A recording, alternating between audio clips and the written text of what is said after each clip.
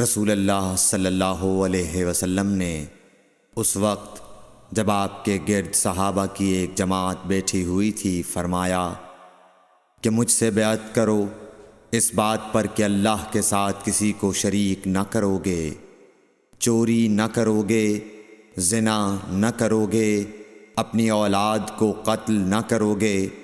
اور ناعمدن کسی پر کوئی ناحق بہتان باندھو گے، اور کسی بھی اچھی بات میں اللہ کی نافرمانی نہ کرو گے۔ جو کوئی تم میں اس عہد کو پورا کرے گا تو اس کا ثواب اللہ کے ذمہ ہے، اور جو کوئی ان بری باتوں میں سے کسی کا ارتکاب کرے اور اسے دنیا میں اسلامی قانون کے تحت سزا دے دی گئی تو یہ سزا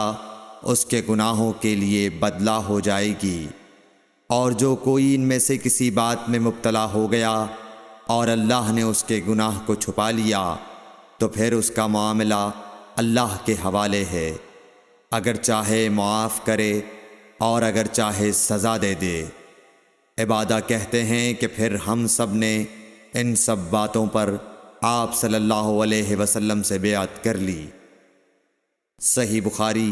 حدیث نمبر 18۔